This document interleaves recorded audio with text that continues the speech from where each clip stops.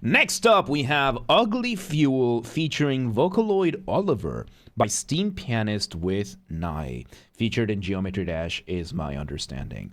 Once again, everybody, this is a Basterd's LFA, a layman-friendly analysis. I'm a professionally trained musician and composer, and my objective here is to explain things in a way so that you don't have to be one to understand what is happening here musically. So if you like the sound of that, make sure you're following the channel, subscribe to the channel, whatever term you want to use. Like the video, share the video, leave a comment, turn on notifications, become a member.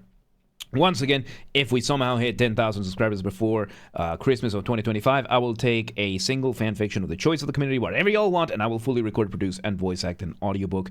By the way, if anybody has suggestions of other challenges for the 10,000, I'm all ears. This has to be achieved through legitimate and honest means only. So no account duping, no botting, no buying followers, no rat behavior. Go instead, share the videos, the streams with your friends, with your families, with your family's friends, with your friends' families. Two distinct, separate concepts, by the way. Bring me artists to collaborate with, like Steampianist. Let's do a thing. Do not harass anyone. Do not spam anyone.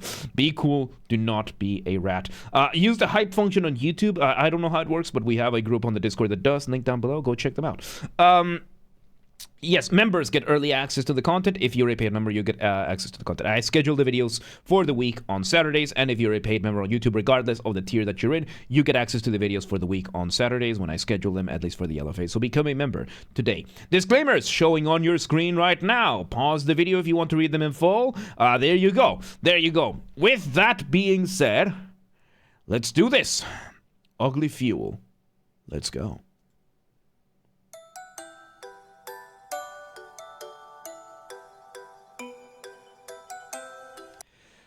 Okay, so we start with our initial motif being in the melody. Motif being the smallest version of your musical idea, the seed, the essence from which everything else comes from. And we are having it in two, we're having like this music box playing it, and yes, requests are by de facto closed. Like if you request a song right now, that doesn't matter because we're not doing any more today after this one. So yes, we are having a music box. We have two layers of it. We have one giving us the melody, which is at the top, and the lower one giving us the chords in what sounds to be a waltz rhythm. Waltz being the boom, bum, bum, doom, bum, bum, very dance-like, very lovely. Let's see where it goes.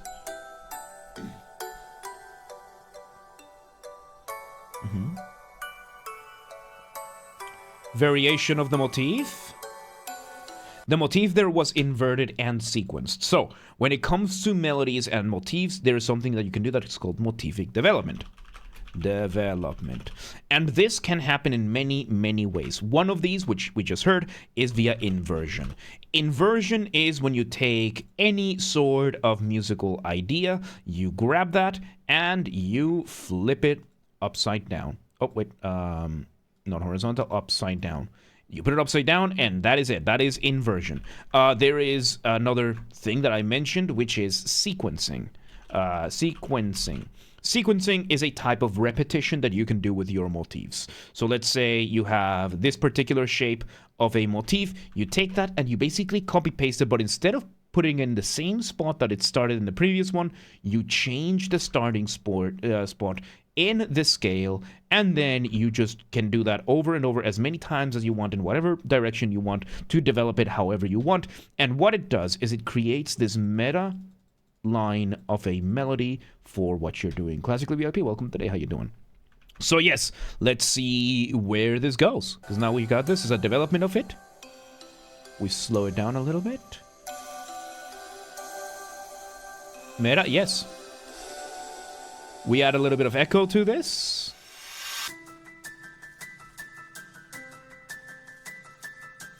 Okay, so now we change over, we change things around. We go from the music box to the piano and the drums. The piano is playing a new variation of the motif, and we are changing the rhythmic focus of this whole thing. We have, I think, the piano. We're still doing two layers. One of the layers is doing this thing, and this is live cue, by the way. Classically, this is the last one we're doing today.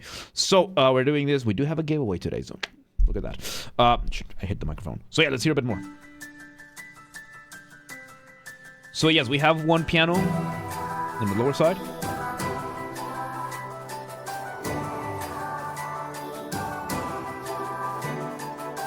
Okay, so now we have a couple of extra things. We bring in the Vocaloid in what sounds to be a choral arrangement, giving us a rhythm. It's not really singing lyrics in the sense of a song.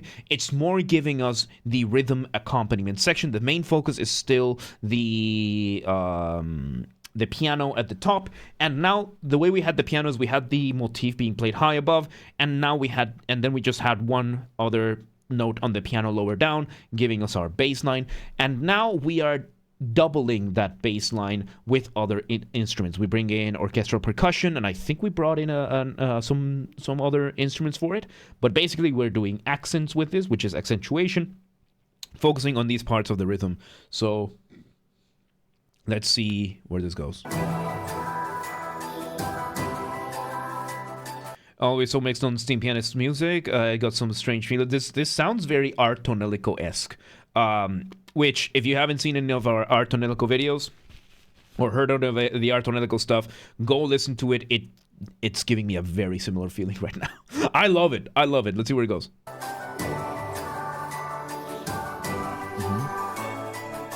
We speed up the rhythm a little bit. We develop the motif a little bit further. Very nice. And yes, it's mainly the percussion that is giving us... We speed up the percussion. We create a cadence. The idea of cadence. When you're making music, you're doing one of two things. You are building tension or you are resolving that tension. That point in between, we call it cadence. And that moment we just had there was just a slightly more prolonged cadence with that cadential melody. Very nice. And now let me go back a couple of seconds so I can hear it again. The drums are now giving us this beat, and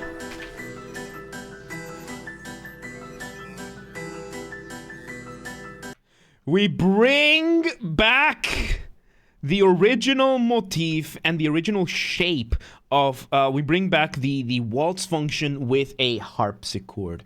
Harpsichord being one of my favorite keyboard instruments ever. The harpsichord is one of the predecessors of the piano. As you can see over here, it was very popular during the classical period. You can see that they're very, very beautiful, very classy. And the difference between a harpsichord and a piano is that the harpsichord's mechanism used to be a lot simpler than that of the piano. The piano that we know nowadays, the name of it is short for piano forte. That's the name of the piano.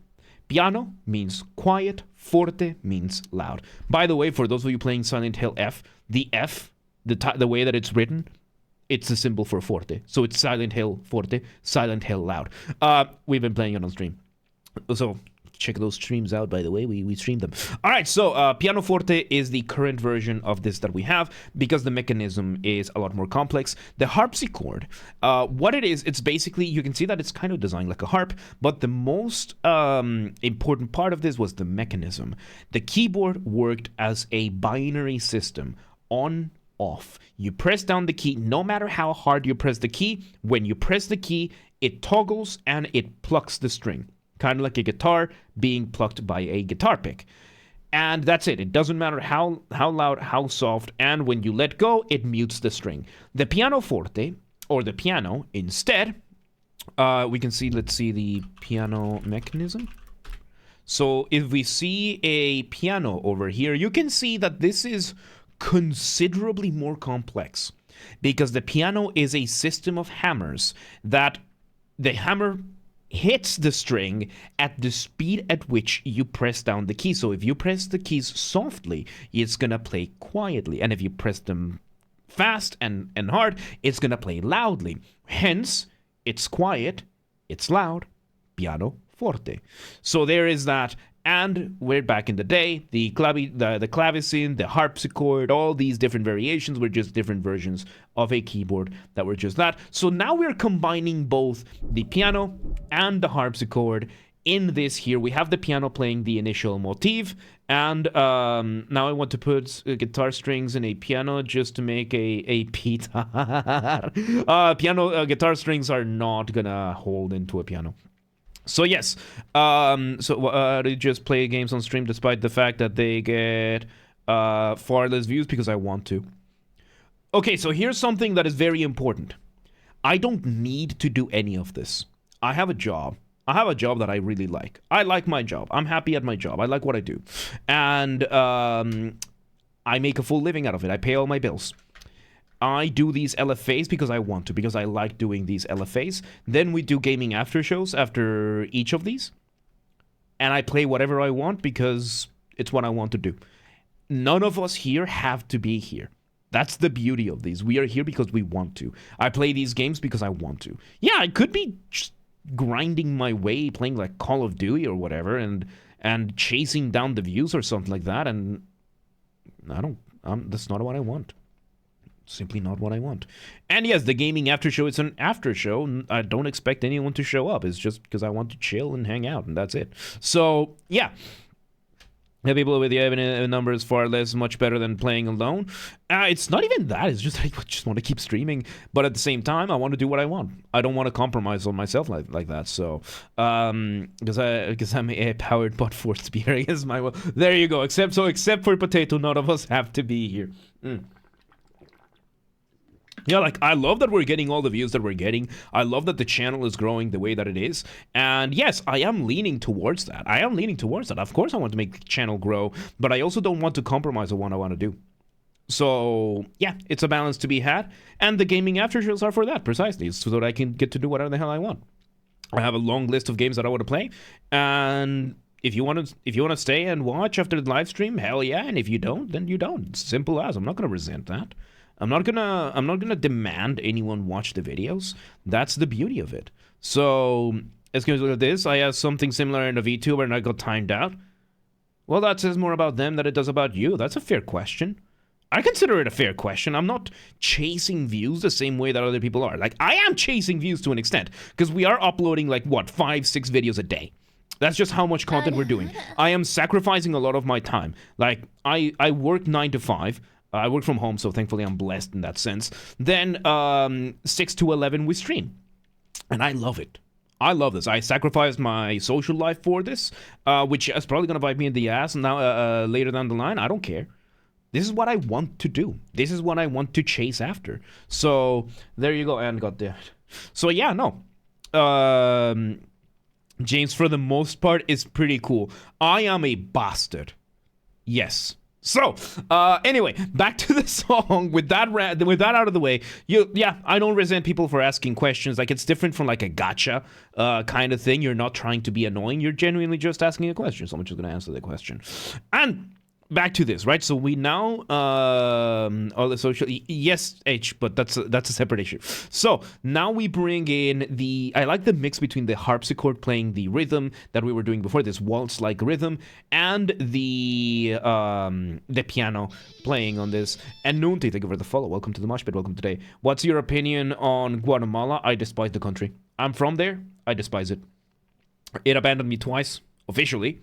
And, yeah, I genuinely think it should not be a sovereign independent nation. I will not elaborate further, just so that I can get clout out of this Zelda clip as well. All right, so yes, we're bringing this. We're having the piano playing the motif. We're now doing straight repetition, while the harpsichord is doing these chords, bringing this really cool mix of the old and the new kind of thing from, like, the mix of both worlds. I like it. Let's see where it goes.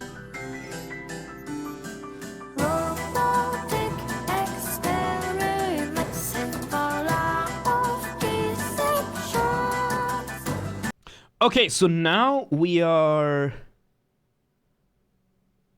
doing a polyrhythm on the thing over here, and oh,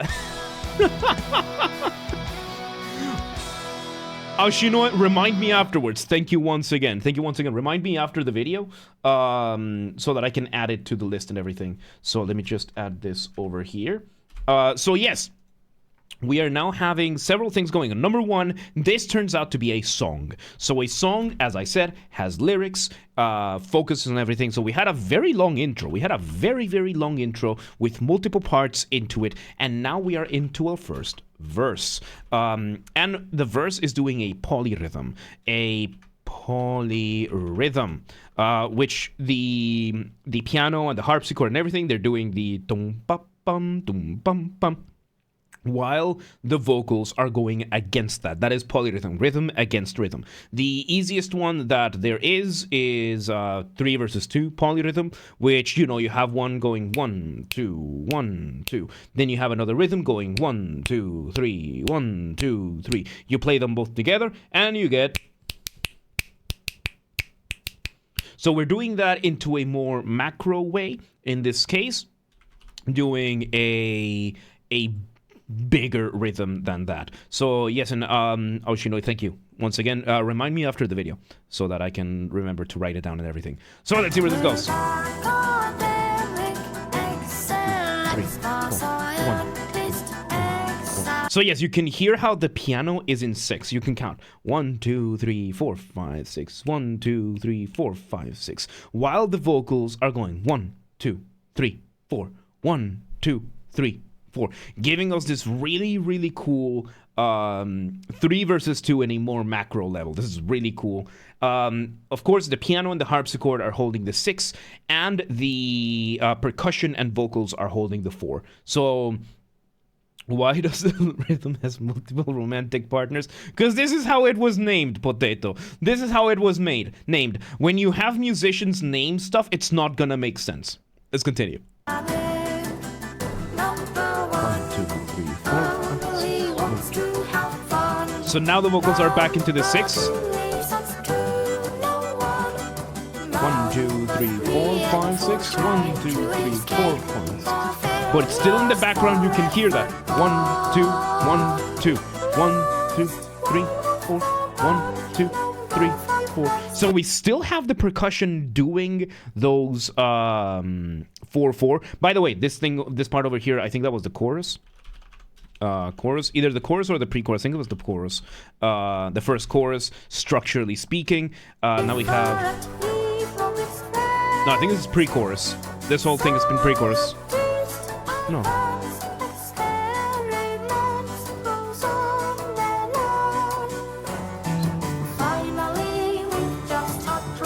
So yeah, we had a chorus, and now we had a quick verse 2/pre-chorus on this.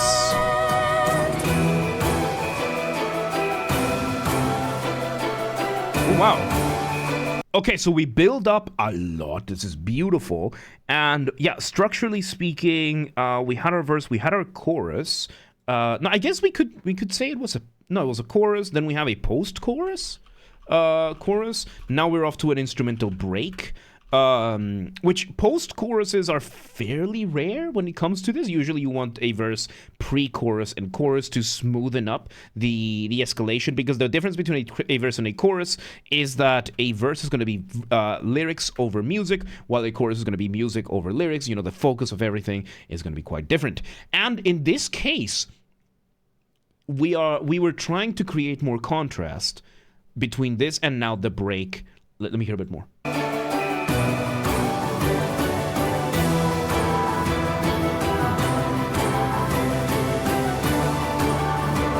And now we have the rhythm switching between 3 and 2. 1, 2, 1, 2, 3, 1, 2. Whereas during the verse, it was happening at the same time. Now we're switching back and forth between the two.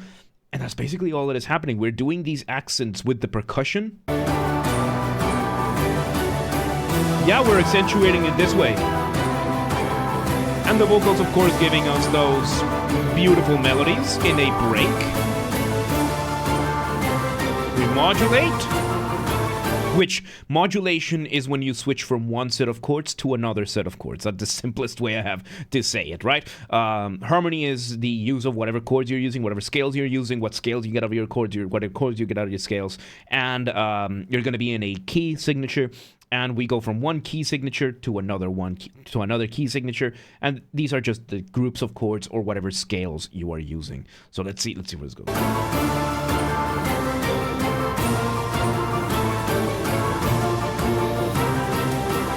Still in a break, kind of mirroring the intro to an extent. Very beautiful. We bring in some orchestral strings, violins, whatnot.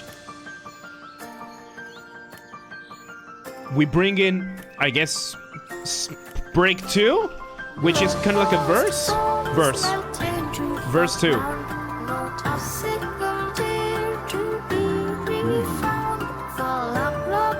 Don't ask, H6, don't ask. So yes, we have this going on. So now the verse. The verse now is a little bit more focused on the 6 parts, so we're just switching rhythms around.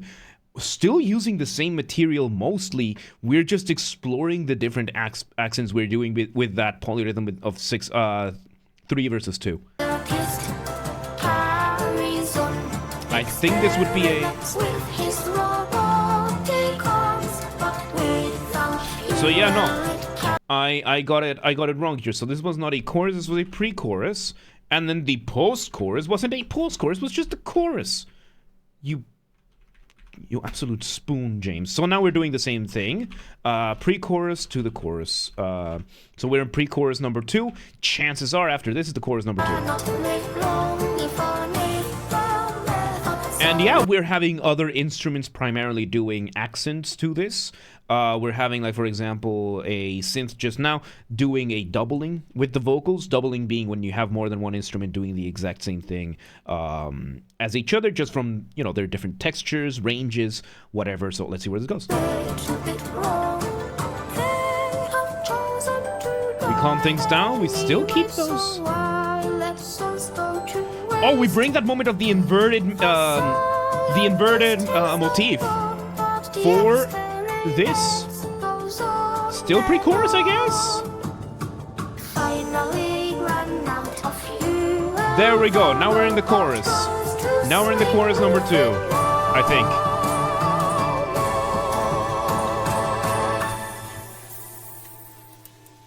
Off the ramp we go.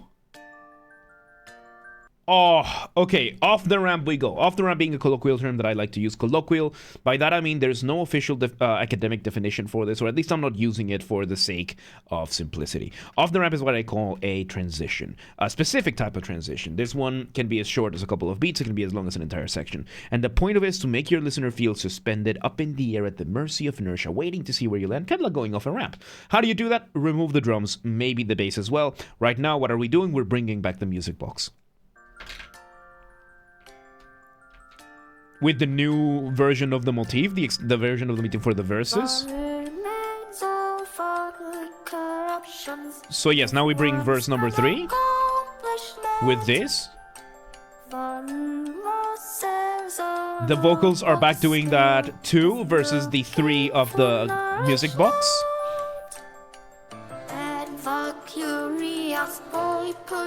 Pre-chorus number 3? Maybe? We bring a second layer of vocals. We accelerate. We're going back and forth between the 2 and 3. 2, 1, 2, 3, 1, 2, 1, 2, 3, 1, 2, 3, 4. Oh, beautiful off the ramp for this as well. And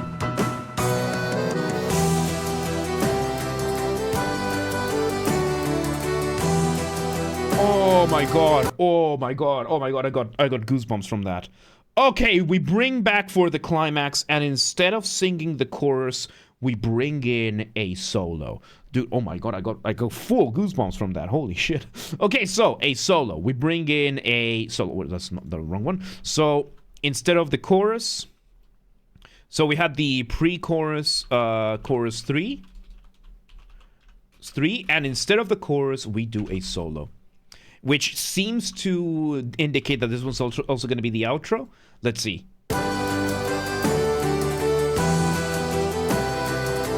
Someone said that it sounds like a Vocaloid, and it's so true. It's featuring Vocaloid Oliver. It sounds like a Vocaloid because it is a Vocaloid. So yeah, let's see where this goes. So we're now having this instrument playing the part of the vocals. Sounds like an accordion?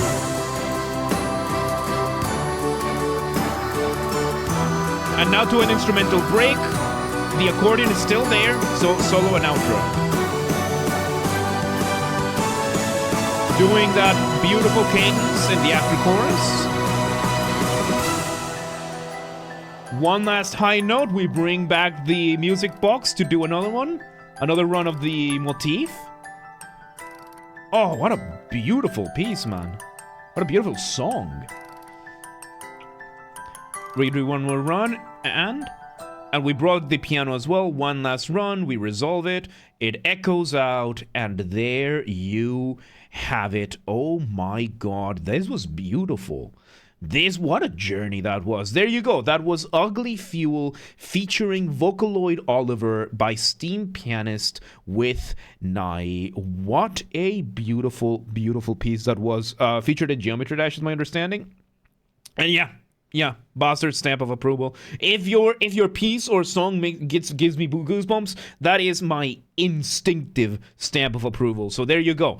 Once again, everybody, this has been a Basterd's LFA, a layman-friendly analysis. I'm a professionally trained musician and composer, and my objective here has been to explain things in a way so that you don't have to be one to understand what's happened here musically. So, if you're watching this on the YouTube video archive thing, thank you for watching. Make sure you're following the channel, subscribe to the channel, whatever term you want to use. Like the video, share the video, leave a comment, turn on notifications, become a member, all that good stuff. Once again, if we somehow hit 10,000 subscribers on YouTube before Christmas 2025, I will take a single fan fiction of the choice of the community, whatever you'll want, and I will fully produce, record, and voice act an audiobook for it. If y'all have any other suggestions of what we could do for the 10,000 celebration or challenge, whatever you want to call it, I'm all ears.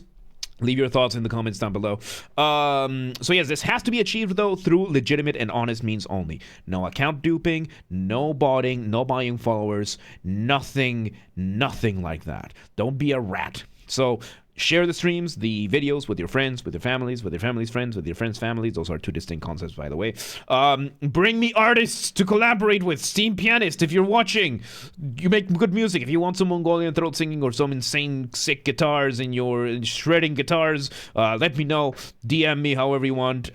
Everybody, do not spam, do not harass anybody. Bring me artists to collaborate with, is my point here. And use the hype function on YouTube. I don't know how it works, but we have a group on the Discord that does, so go check it out. Link down below. Go coordinate with people. Members get early access to the content if you are... So yeah. I don't know why I keep saying that. Members get early access to the content. I schedule the videos for the week on Saturdays, and if you're a member on YouTube, regardless of the tier that you're in, you get access to the week's videos, to the videos for the week. It's the last video of the day, can you tell? It's the last video of the day, can you tell? So, the week's videos, you get access to them, at least for the LFAs, if you're a paid member. That's the point. If you want to listen to this without me interrupting every 3.5 seconds, I will be linking in the description down below. If you want to request a song and you're not on the live stream, go to the Discord server, link down below, go to the LFA requests channel and follow the instructions on the pinned message. And if you want to catch the streams when they happen live, we aim for Monday through Friday, 6 p.m. Central European time. If you're not in Europe, do not worry, we have the full up-to-date streaming schedule showing in your local time zone in Discord and Twitch, both linked down below. So if you live in Cuiabá, and you're like, but what time is 6 p.m. in Hungary over here? I don't live there. What time is that? Don't worry. Just go to the Discord or the Twitch, both linked down below, and it shows the full stream schedule in your local time zone. And and follow the gaming channel. We have a gaming channel because, of course, I have a gaming channel. I'm on YouTube. What else could I possibly have? Games are Basterd. That's where we put the recordings of the gaming after shows when they happen. We record them live on stream as an after show, and then they get put on the channel over there, kind of like a VODs thing. Games are Basterd, so link down below, or just search on YouTube. Same username as James R. Basterd, just swap the J for a G, and you got it. And yeah, there you go. Ugly Fuel featuring Vocaloid Oliver. What a beautiful piece that was. Steampianist, really good stuff. Really good stuff. But yeah, let's move on.